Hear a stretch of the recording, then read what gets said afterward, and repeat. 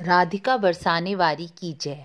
गीता पाठ अध्याय 8 अक्षर ब्रह्म योग। अष्टम अध्याय में अर्जुन भगवान की बातों को ना समझते हुए बोलते हैं, हे पुरुषोत्तम, आपने जिस ब्रह्म का वर्णन किया है वह ब्रह्म क्या है? अध्यात्म क्या है? कर्म क्या है? आदि भूत, आदि देव, आदि यज्ञ नाम से आपने क्या कहा है? वह इस शरीर में कैसे हैं? और अंत समय में मनुष्य किस प्रकार आपको जान पाता है? इस प्रकार अर्जुन ने कई प्रश्न श्री कृष्ण से पूछे। कृष्ण कहते हैं, परम अक्षर अर्थात जिसका कभी नाश नहीं होता, ऐसा सच्चिदानंद परमात्मा ही ब्रह्म है। जैसे निर्गुण निराकार ब्रह्म ओम को ही ब्रह्म अक्षर माना गया है। वेदों में और सृष्टि का आधार सार ओम में ही निहित है, वही अक्षर ब्रह्म कहलाता है। जैसे जब हम ध्यान में बैठते हैं तो अधिकतर योगी सन्यासी पुरुष ओम का ही जप करवाते हैं, वही अक्षर ब्रह्म ओम है जिसका कभी नाश नहीं होता। सृष्टि का आधार ओम ही है। जीवात्मा अर्थात अपनी आत्मा के स्वरूप को जानना ही अध्यात्म कहा जाता है। कर्म क्या है? भूतों के भाव उत्पन्न करने वाला जो त्याग है वही कर्म है। जैसे हमारे मन में समय के साथ साथ अनेक प्रकार की इच्छाएं उत्पन्न होती हैं, उन्हीं इच्छाओं को ज्ञान पूर्वक त्याग देना ही कर्म कहलाता है। आगे कृष्ण बताते हैं, आदि भूत, आदि देव और आदि यज्ञ क्या है? कृष्ण कहते हैं, आदि भूत यानी उत्पत्ति और विनाश, मतलब जो उत्पन्न होता है और जिसका विनाश हो जाता है, वह सब आदिभूत है। जैसे पूरा संसार ही आदिभूत है, वह उत्पन्न भी होता है और उनका विनाश भी हो जाता है। आदि देव हृदयमय पुरुष ही आदि देव है, अर्थात जो अपने संकल्प मात्र से सृष्टि की रचना पालन करता है वह आदि देव है, और अज्ञान की वजह से हम उसे अनुभव नहीं कर पाते। हमारे शरीर में यह वही वासुदेव विष्णु रूप से हमारी आत्मा में रह रहा है, वह आदि यज्ञ कहलाता है। यज्ञ का सीधा संबंध विष्णु से है। मैंने आपको पहले भी बताया था कि वेदों में बहुत प्रकार के यज्ञ बताए गए हैं, लेकिन गीता में भगवान कृष्ण ने ज्ञान यज्ञ और नाम जप यज्ञ को श्रेष्ठ बताया है। अर्थात यदि हम ज्ञान के प्रति श्रद्धावान और जागरूक हैं या नाम जप भी करते हैं तो हम सीधे परमात्मा से जुड़े हैं। अब अगला प्रश्न अर्जुन ने कृष्ण से यह पूछा कि जो मनुष्य अपने मन को युक्त यानी अपने मन को कंट्रोल करते हैं, वह अंत समय में आपको यानी भगवान को किस प्रकार जान पाते हैं? तो कृष्ण आगे बताते हैं कि हे अर्जुन, जो पुरुष अंत समय में मुझे ही स्मरण करता हुआ शरीर को त्यागता है वह मुझे ही प्राप्त होता है।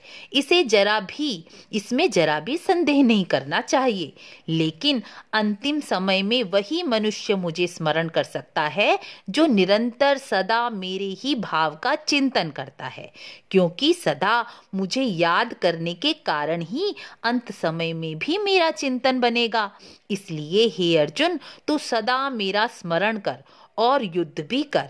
इस प्रकार मुझे अर्पण किए हुए मन और बुद्धि से युक्त तू मुझे ही प्राप्त होगा।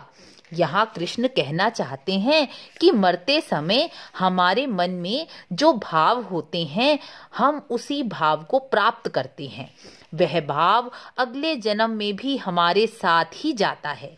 जैसे कई लोगों को आपने कहते हुए सुना होगा कि पता नहीं किन जन्मों के कर्मों का फल भोग रहा है, ऐसे ही हमारे मन के भाव की भी स्थिति होती है। हम जिस भाव को प्राप्त करते हैं अंत समय में उसी भाव को प्राप्त होते हैं। श्री कृष्ण कहते हैं, पार्थ, यह नियम है कि भगवान के ध्यान के अभ्यास से ही, बार बार चित्त से मेरा चिंतन करते रहने से ही अंत समय में मेरा चिंतन बना रहेगा और वही मनुष्य मुझे प्राप्त होगा। जो मनुष्य अपनी भृगुटी यानी आईब्रो के मध्य आज्ञा चक्र पर ध्यान केंद्रित कर मेरा चिंतन करता है, वह उसी दिव्य स्वरूप परमात्मा को प्राप्त होता है। वेदों में जिसे ओमकार कहा जाता है, जिसे कई योगी महात्मा लोग अक्षर ब्रह्म भी कहते हैं, उसी ओंकार का चिंतन करने से मनुष्य का मन व इंद्रियां धीरे धीरे नियंत्रण में आती जाती हैं और वह ओम का अर्थ स्वरूप चिंतन करता हुआ परम गति को प्राप्त होता है। कृष्ण आगे बताते हैं कि जो पुरुष मेरे में अनन्य भाव चित्त से स्थित हुआ, यानी मेरे सिवा कोई नहीं, सिर्फ मुझे ही निरंतर स्मरण करता है, उसके लिए मैं बहुत सुलभ हूँ, अर्थात उसे मैं सहजता से मिल जाता हूँ। ऐसी सिद्धि को प्राप्त हुए महात्मा पूर्ण जन्म को प्राप्त नहीं होते। कृष्ण कहते हैं, ब्रह्म लोक से लेकर सब लोकों में जाने वाले मनुष्यों का दोबारा संसार में आना ही पड़ता है, लेकिन जो मुझे प्राप्त हो गया है वह दोबारा पूर्ण जन्म नहीं लेता, क्योंकि मैं कालातीत हूँ, समय से परे हूँ और यह ब्रह्म आदि लोकों का भी काल यानी अवधि है। अवधि होने से वह अनित्य है।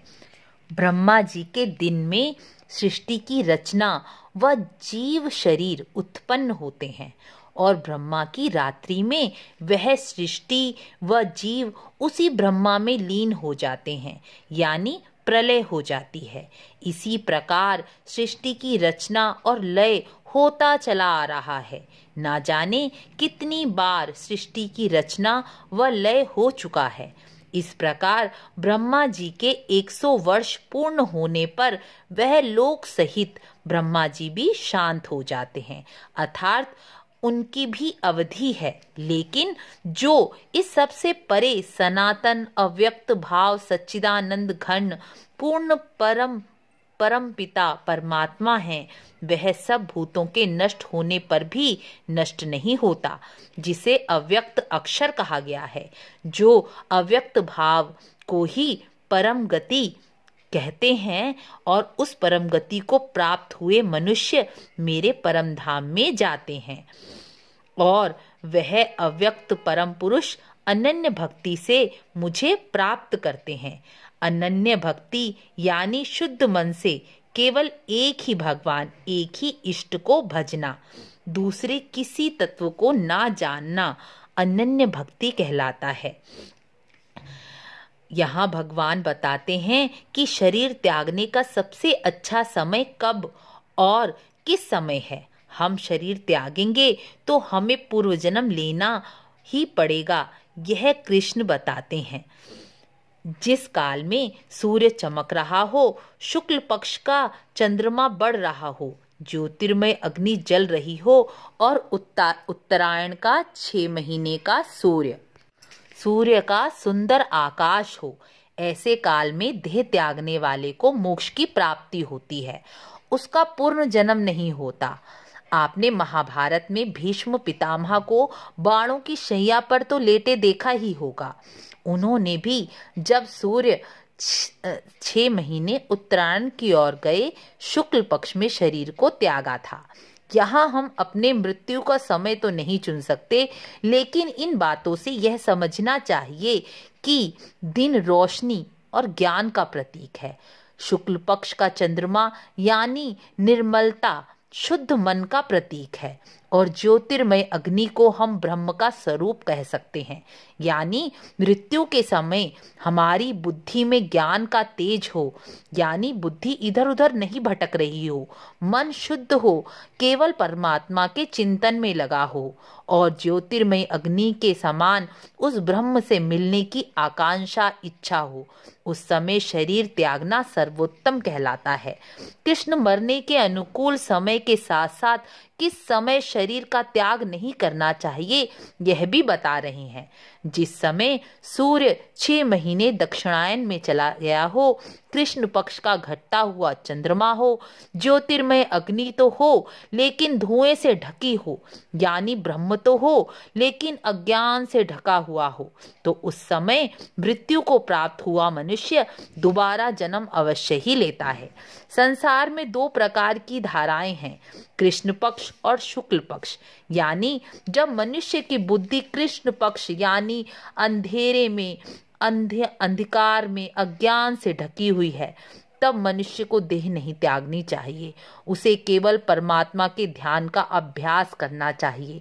शुक्ल पक्ष यानी जब मनुष्य की बुद्धि शुक्ल पक्ष यानी ज्ञान से ब्रह्म का साक्षात्कार कर लेती है, उस समय जब मनुष्य का मन ईश्वर के लिए तड़पता है, उस समय मनुष्य का शरीर त्यागना श्रेयस्कर माना गया है। अर्थात हमें दोनों ही स्थिति में भगवान का ध्यान और योग का अभ्यास करते रहना चाहिए।